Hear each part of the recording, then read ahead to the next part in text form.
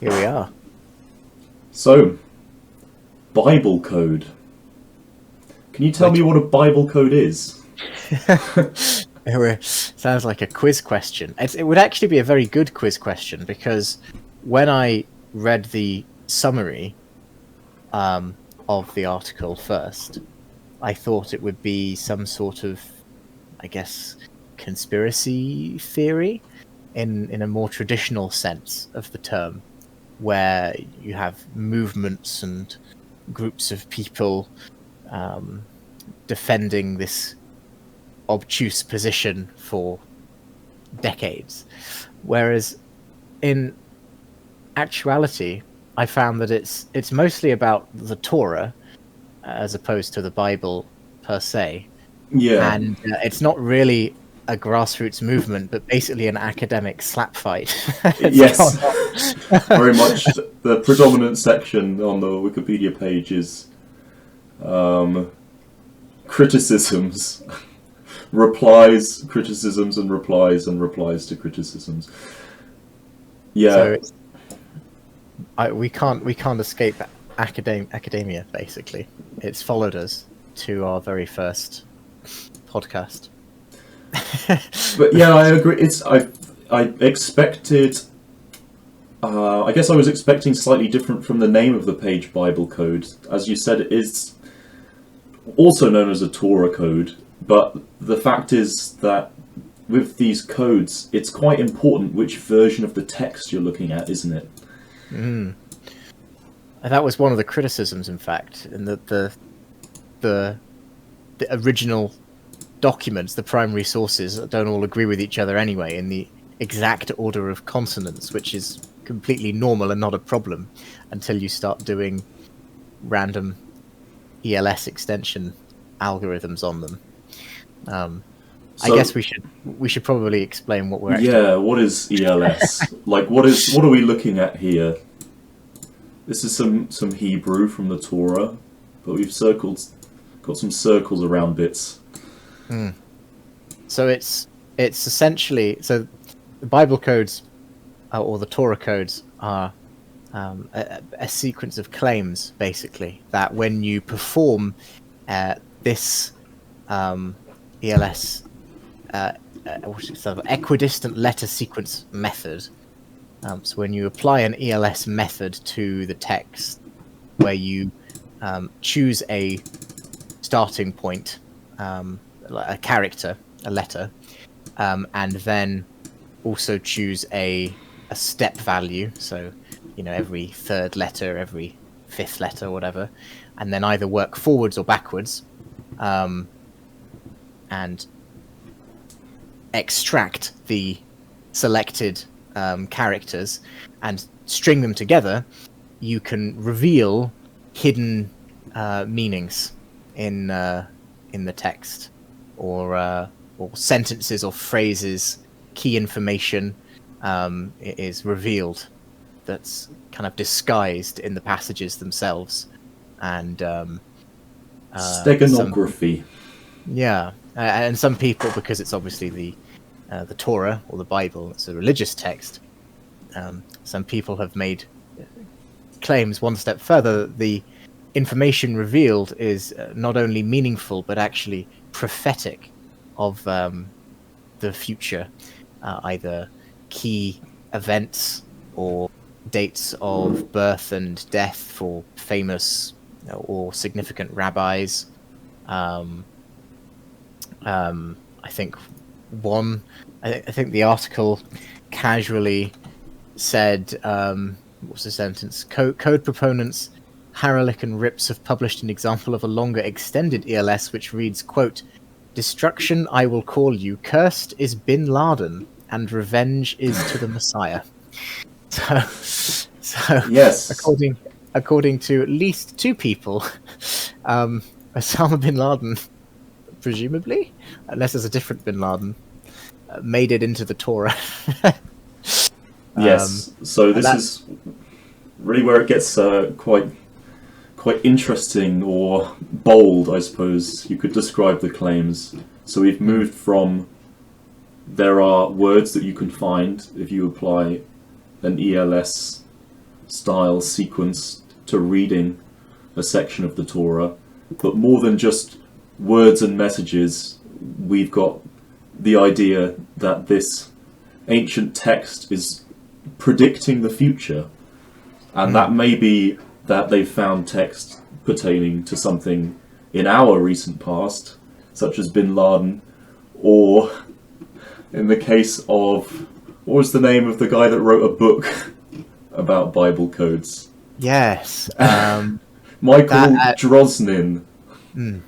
Yes, he wrote a book, The Bible Code, and I think he wrote a sequel, Bible Code 2: The Countdown. And I suppose he put himself out there, did Michael Drosnin, because he made some of his own predictions, well, you could call them his predictions, but he would say they are the prophecy hidden within the Torah itself. Unfortunately, Michael Drosnin is no longer with us. He died on the 9th of June 2020. So his series of books on the Bible Code is his legacy. What do you think? Do you think we can predict the future by applying basic mathematical operations to religious scriptures? So I was thinking about this concept of predicting the future more broadly. So I'm going to give a waffly answer to your fairly succinct question, but if I were to say to someone I can predict the future, I feel like they'd generally scoff at me. But of course, there are ways of predicting the future using mathematics. It's essentially what science and statistics and theory and model building is for, is it not? Yeah. Like we make some predictions, and when a lot of them are true, we think that our understanding of a concept is fairly clear and fairly robust. So, but of course, we are talking here about a rather old piece of text being able to predict very specific events, historical events, set many hundreds of years after the text was found or written, or whatever your perspective may be. I suppose if your perspective is that it's the words of God, then it might make sense that the future can be predicted. But then, I mean, yeah, it could get rather deep and strange in the debate around how much we would really expect it to be predictive. And even if it is predictive, why are these messages hidden like this? Why have they been hidden like this? Why the ELS method? I mean, yeah, it's a very valid question. They're not too hidden though, right? Like, it's not. You could conceivably encode messages in ways that take longer than me waffling for 60 seconds to explain how to decode. Yes. Well, you say they're not that difficult to decode, and I mean, I might be inclined to agree with you, but how many hundreds of years did it take before someone decoded these messages? Well, that's true. This gives a good opportunity to kind of pivot into a brief summary of the history of these Bible codes. Yes. Because although the majority of the article is, as you said, dedicated to kind of the academic back and forth between two groups of scholars who are publishing in the same journal, Statistical Science, with the journal editors kind of playing the role of like playing both sides to come out on top, as far as I could tell. The subsection on early history does note that, quote, Jewish culture has a long tradition of interpretation, annotation, and commentary regarding the Bible, leading to both exegesis, and eisegesis, which is to say drawing meaning from and imposing meaning on the text, and that the Bible code can be viewed as a part of this tradition, albeit one of the more controversial parts. And apparently Isaac Newton is noted for, amongst other things, seeking coded messages within the Bible. But as it doesn't elaborate further, I'm going to assume he didn't succeed. But that's okay, because he succeeded in other areas of mathematics. Yes, not most known for his Bible codes. Yeah. What is for 5 points? What is Isaac Newton well known for? Yeah. So, why is there a slap fight between scientists? What is this challenging puzzle referred to? It's all about p-values. That's the true Bible code every single time. Yeah, I think this links sort of with what I was suggesting earlier when I said, why has it taken so long to find? Well, remind me, who was it that created this first paper on Bible codes, and what did they do to actually find these hidden messages? So, there were 3.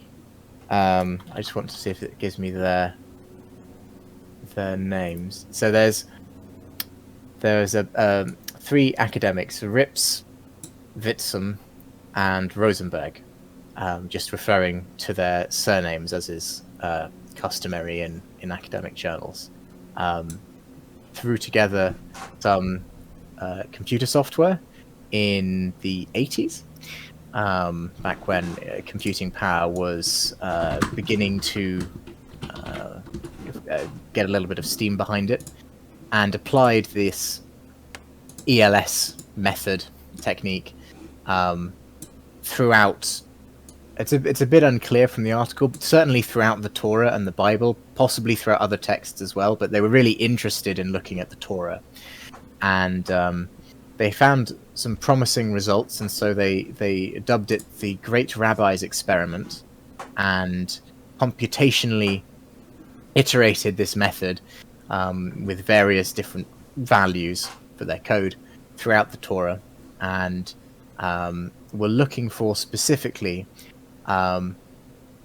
testing the hypothesis that the names of famous rabbinic personalities, to quote exactly, as well as their respective birth and death dates, had a more compact arrangement within the Torah with ELS mining that could be explained by chance. And they did all of their analysis, and they concluded that their results were indeed statistically significant. And that's where why I referred to p-values. It's what you compare when you say something is statistically significant. The p-value is the number to beat, basically. If it's within your acceptable boundary, then it's unlikely to have happened by chance. They submitted it to a peer-reviewed journal, and it says that the journal accepted the article and published it, not because they necessarily agreed with the conclusions of the authors, but because they thought it would be an interesting, a challenging puzzle for other academics to try and disprove the paper's claims, basically, which sounds very strange. I'm not sure what this journal was up to, but essentially they used a lot of time and resources, noting computing power in the 80s, to throw this paper together, and so it would take even more time and resources to assess and challenge their claims. And the editors of the journal thought that, we might as well publish it, and then we'll see if anyone bites, basically, if anyone wants to give it a go. And indeed, a few years later, this happened with a second group from McKay, Barnatan, Kalai, and Bar Hillel, MBBK, and they published their own paper in the same journal where they basically did exactly that and said no, their hypothesis is wrong. It was not statistically significant. It was by chance, and they took it one step further and asserted that the original authors had possibly rigged the game, been very selective in how they set up their analysis to guarantee the results. So they almost accused the authors of academic misconduct, for want of a better phrase. And then they responded, and they responded to the response, and back and forth it went throughout this small journal. Well, it's an interesting idea, isn't it? Being a academic journal and publishing articles purely so your readers can have fun disagreeing with them. I respect the grind, you know. Publishing is cutthroat enough. I don't begrudge a couple of journals taking a more laissez-faire approach. Yes, well, yeah, of course. I mean, I've not read a print version of the journal myself. I can't see whether it was clearly laid out in the puzzle, crossword, and Sudoku section, or whether it was the front page headliner. Yeah. Yeah. What was your initial response to reading about this academic slap fight? That the academic side of things, I'm not sure that really gets touched upon in the hit movie The Omega Code. Have you heard of The Omega Code?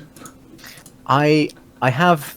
Well, I have now that I've read the article. I hadn't before reading it, but the DVD cover, yeah, there you go, is something to behold. Yes. It reminds me of the end of Interstellar. This could be Matthew McConaughey. Well, it sounds like they considered how this all started. I mean, I thought I'd have a brief look at this 1999 movie. Haven't watched it yet. Very much looking forward to any opportunity. But I have a brief description of the movie. A rabbi in Jerusalem develops a software that can unlock prophecies in the Torah. He's murdered and the software stolen. A powerful man uses it to gain world domination. Can you guess what IMDb score this movie would achieve? What does IMDb score out of? 10? Yes. I think this is going to be a solid 4.1. 3.5. Oh, that was close. I mean, only like one standard deviation away. That's fine. Yeah, it's hard to know with a movie like this, though. If you went to watch it thinking that it would be a little bit of, you know, light fun, would it actually, or would it just be really boring? Well, I mean, never be sure. I mean, you can say what you want about it, but it was a box office success, technically. According to its Wikipedia article, it had a budget of $7.2 million and made $12.6 million. So, profit's profit. Let's have a sequel. Profit is profit, yeah. Where is the sequel? I think they're waiting for... I don't know what they're waiting for. They've done one on the Old Testament. They can do one on the New Testament. There's clearly sequel material in the Bible. Yeah. There's already a Bible sequel. Oh, there is a sequel. Yeah. In 2001, the film had a sequel entitled Megiddo, The Omega Code 2. Oh, well, right. That's got Which, quite a different looking cover. It does. Oh my god. A darker vibe. There are planes and helicopters. I think we can see why there isn't a third one. Yeah. What's that IMDb score? I don't know, but I can see that they thought damn, the first one did better than we expected, so they pushed the budget up to $20 million. And now they've lost 14 million. That's tragic. So they made about what 5 million profit on the first one, but now 14 million loss. So overall, they're $9 million in the red. Well, here's a question for you: what does the Bible code say about the future of the franchise? Well, will there be a third, and will there be a comeback, and will it make the money?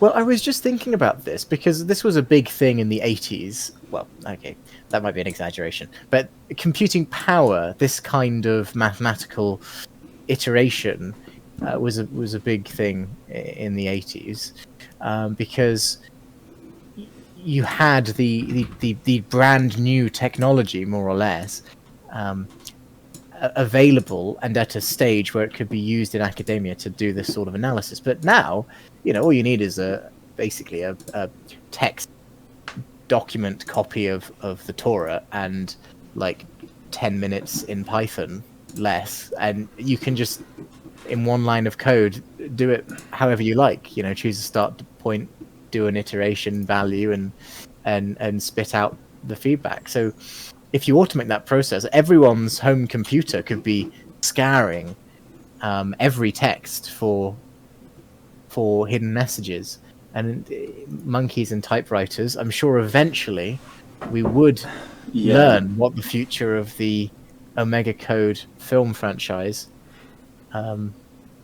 is about.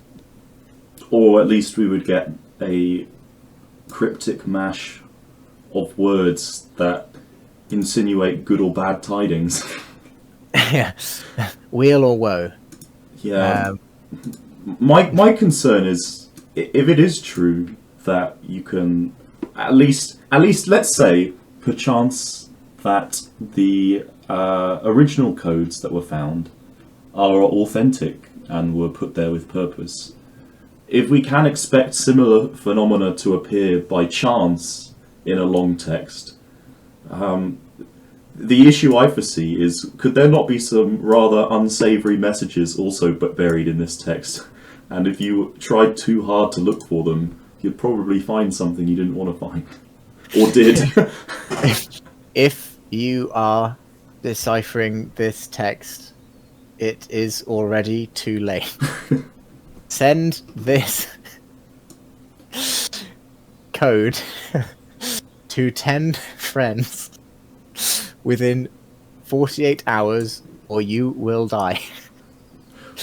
Break the curse. Really inefficient version of the Ring, where the Ring killer, what's her name? Is it Sadako? The demon killer girl from the Ring franchise. I've not seen that. Have you not seen the Ring? No. I was reminded by this prompt, but also the cover of the Omega Code 2 looks like a ring, the solar eclipse kind of esque. Yeah. Oh, I should note while we're on the topic that, what did you say the original rating was on IMDb? 3.5, yes. So the sequel is actually rated 3.9. So despite making a loss, that's a shame. That's a shame. It deserved more. Objectively a better film. Yeah.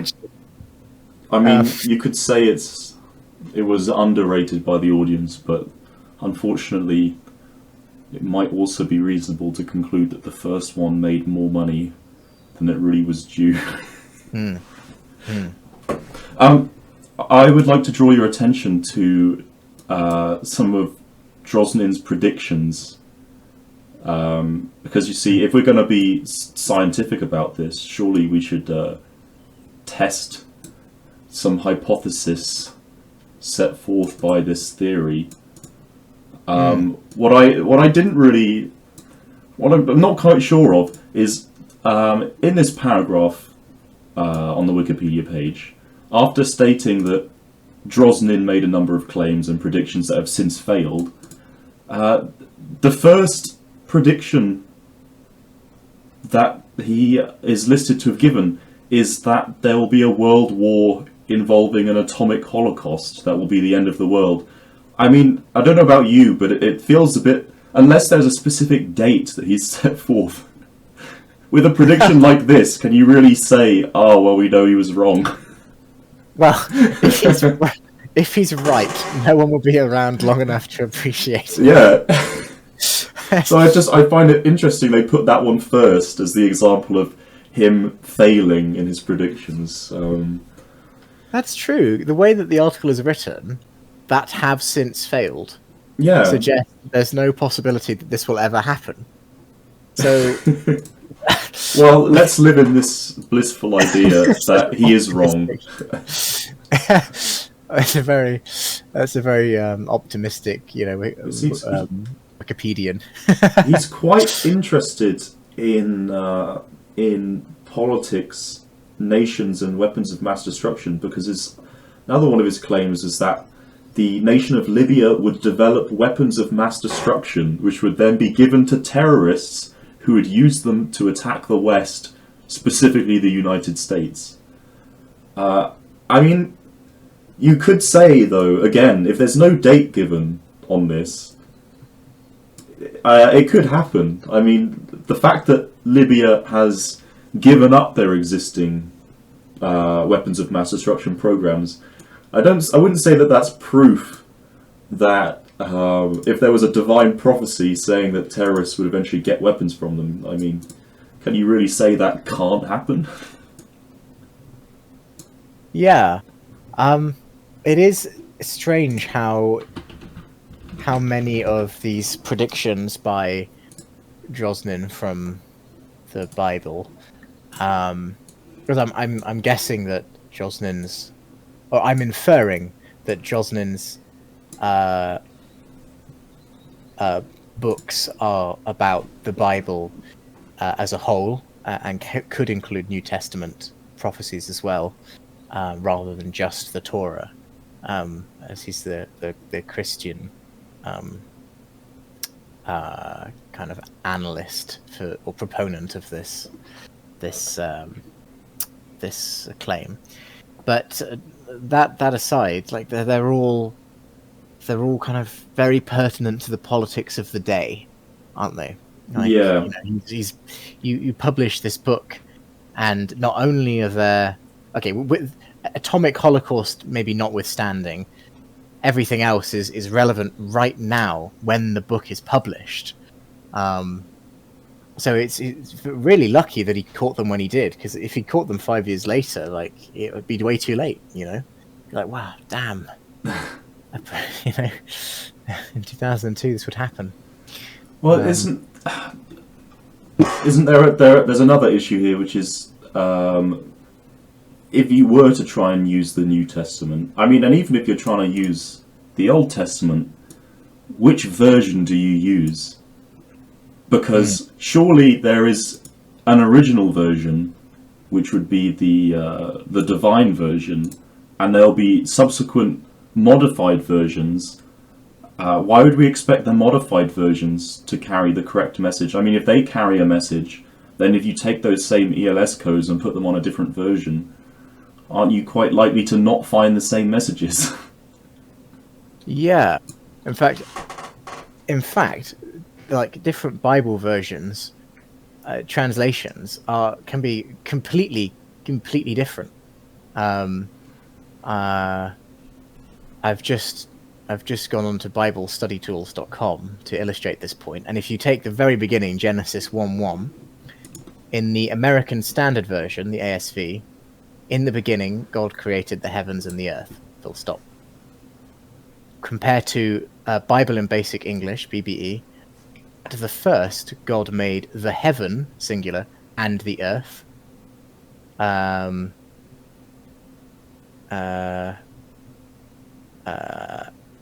English Standard Version, ESV, in the beginning, comma, God created the heavens and the earth, which is important if you're going by character rather than by word, strictly speaking.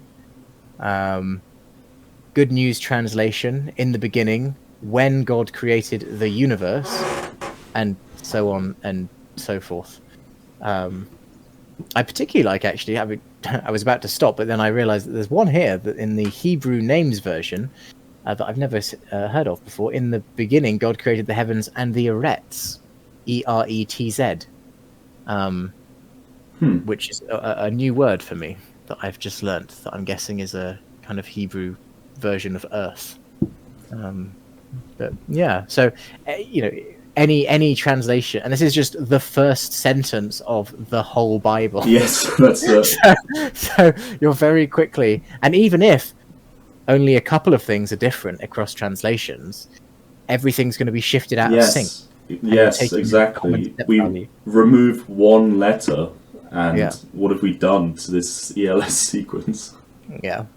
So I remain deeply skeptical of the Bible code phenomenon, but I do appreciate all of the things it's brought to academia, and all of the things it's brought to cinema.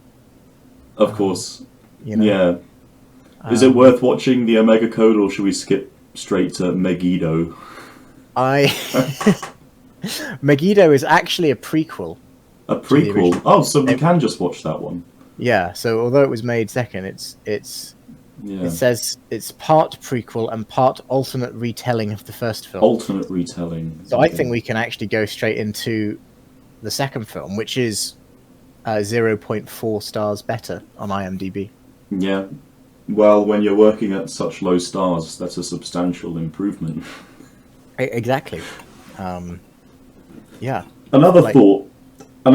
Sorry, on the whole notion of codes and steganographic methods being used to conceal messages in the Bible. Don't we have enough difficulty in interpreting the Bible as it is without starting to apply these methods? That's true. Yes, I mean, You could say there are messages hidden in the implied structure and words that are deliberately placed there without any need for ELS methods. That's true. Yeah, there's already great debate. Historically, there's been great debate about how to understand the will of God. So I'm not sure that we need all of this extra thought-provoking and challenging content. Missing the forest for the trees. Yeah. I think this is a good point. I think to a degree there's kind of an implicit claim that if you're going one step further in interpreting, sort of reading between the lines, almost literally, that you have, to your satisfaction, secured an understanding of what the lines themselves are saying. And I think that's a deeply dubious claim, for the reasons you've outlined. I would have thought, I mean, again, you could say God works in mysterious ways, but if he wanted to communicate a message and he's given you a book, could he not sort of just have it there in the book in plain Hebrew, I suppose? Plain Hebrew. He could just tell you. In across plain Hebrew, Aramaic, and ancient Greek. He could just say, hey, there will one day be a country known as the United States of America, and they got to be careful because Libyan armed weapons of mass destruction terrorists are coming for them. Precisely. And that, I think that exact piece of scripture is in the Vatican archives somewhere. And it's the Pope at the time came across them too late and was just so embarrassed that he missed this, that it will forever remain in the Vatican archives. Yes, so just triggered another thought. So I mean, this won't work so well for anyone Jewish with an interest in whether these codes are true, but if you were a Catholic and you wanted a better understanding of the Bible codes, has the Pope ever been asked in an interview, are the Bible codes real? Because if he is the communicator for God, then he might know. He might have some information that we don't. I'll ask. Not the Pope. I'll ask the internet. I'll tell me. You'd think it would be on this page, though. That'd be quite interesting. I've just found. I haven't found any. I found something. I found a WordPress blog that claims Pope Francis has been located in the Bible codes. Ah. And I've found the website bible-codes.org. If Pope Francis was going to talk about Bible codes, do you think he would just be explicit about it, or would he hide the truth within his own messages? In a speech. So maybe if we take a transcript from one time that he gave a speech, we can find something in there. Or tweet. He tweets. Or someone tweets on his behalf. The Pope has an official Twitter account, right? Maybe it's embedded in tweets. So is it a bit like Chinese Whispers then? So there's a Twitter account which speaks on behalf of the Pope, who speaks on behalf of God. So it's like an indirect Twitter account for God. That's... Yeah. Like, surely that's true. But I think God has his own Twitter account as well. I'm skeptical of that one. I don't. But I know at least Jesus has a Twitter account. Might not be the real God.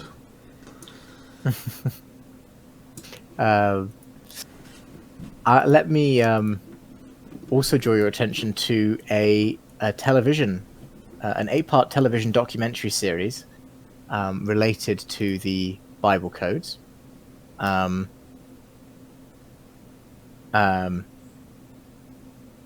By Australian television personality John Safran and McKay being one of the dissenting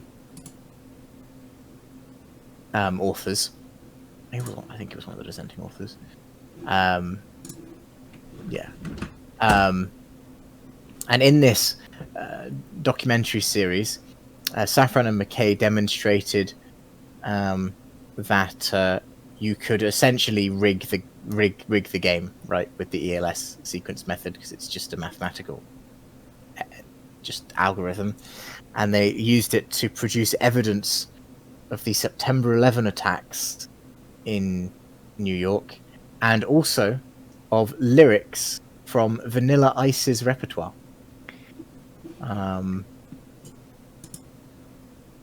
Is this really debunking Bible codes, or are we just finding more hidden messages? It's really a matter of opinion. I went down a bit of a rabbit hole here. This guy, John Safran, is kind of like an Australian radio host, and is apparently known for kind of pulling pranks. And in the first episode of this television series, which is called John Safran versus God, in episode 1, he meets Sheikh Omar Bakri and Sheikh Abu Hamza, and succeeds in getting a fatwa placed on fellow Australian kind of radio host Rove McManus for dropping John's scheduled appearance on Rove Live. The fatwa was later removed. So that's an influential man. I just wanted to share that. Yeah. Apparently he also tries out a religion based on the hallucinogenic cactus plant peyote, and vomiting and weak hallucinations ensue. So this man got himself high on hallucinogenic cacti for television, and I respect that. That's pretty based. It's not too dissimilar to the show. Have you ever seen the show Trust Me, I'm a Doctor? I haven't. Well, there's this medical journalist, Michael Mosley, and I suppose it's quite funny the way this show works, because rather than being a boring review of medical journals, sometimes they do the old-fashioned method and they subject some of the doctors on the show to various experiments themselves. Ah, I see. I just it's funny how such methods persist. I mean, What kind of... Do you have a memorable experiment that was performed? do I have a memorable experiment? You know, I actually can't think of one. And to be honest, like, although it's good fun and entertainment, I could criticize it for its attempts to use anecdotal evidence in the place of the scientific journals, simply because it makes for better TV. But yeah, that's an interesting question. Should they be doing these tiny sample size experiments to try and convince the viewers of the show that their advice is sound? Because on the one hand, you might convince them of something that is fairly vigorously accepted to be correct via actual science, but on the other hand, I can foresee potentially some enabling of some more anecdotal ways of viewing medicine. You know, like if Michael Mosley knows if a moisturizer works because he used it on himself, then why can't I do that for other skin creams? Precisely. We have a few minutes left as we're winding down. Do you have any rabbit holes that you went down whilst researching this topic that you wish to share? I don't think there was anything in particular other than the Omega Code, and I really wanted to have a look at what that was like. I'm always interested to know how movies about fairly niche topics come out, and often they come out badly, unfortunately, but bound to find a hidden gem at some point if I keep doing this.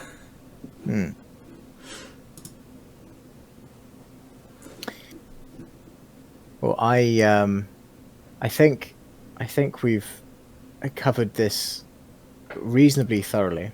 I think we should also make it clear that this is an extremely niche area of theology, if you even want to call it that. And the issue seems to be more or less settled. Like this show by John Safran was in 2004. The original paper was in the 80s, and the response paper was in the 90s, I think. And it's kind of gone back and forth a bit since then. But we're still talking basically 20 years ago, almost, for the most recent developments of the Bible Code conspiracy. Saga. And almost 40 years ago since it was originally proposed formally. But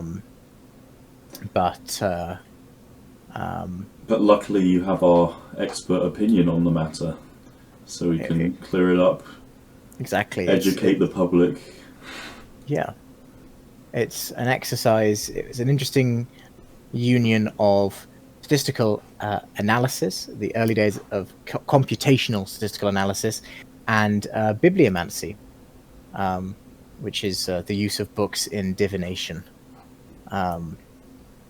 And also thematics, which is the numerological study of Hebrew, Aramaic, and Greek texts of the Christian Bible, which includes the Torah as well as the kind of Old Testament component of that. So I think that's a lot of tough words for one day.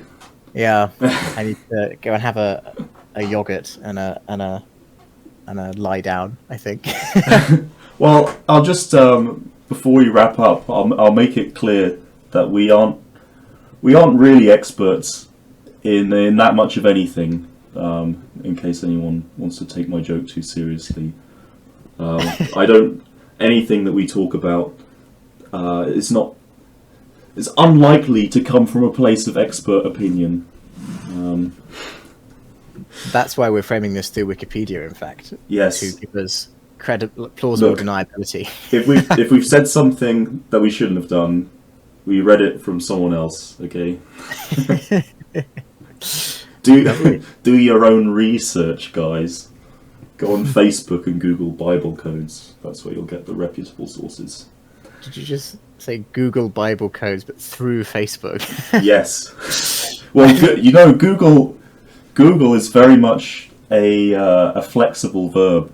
It doesn't just mean to search something on Google. You can Google on Bing. You can Google in a database. Oh my god. At least that's how I prefer to use the word. I mean, it's fairly... it's a nice word for, like, searching in a search engine. I hate that so much. Well, you wouldn't say you binged something, would you? I'm gonna start saying that to rival you. But I don't know, maybe that's just because no one uses Bing. Lovely. Well, I think that's a wrap. Okay. Well, thank you very much for listening if you did. And you'll hear from us next time. Bye now.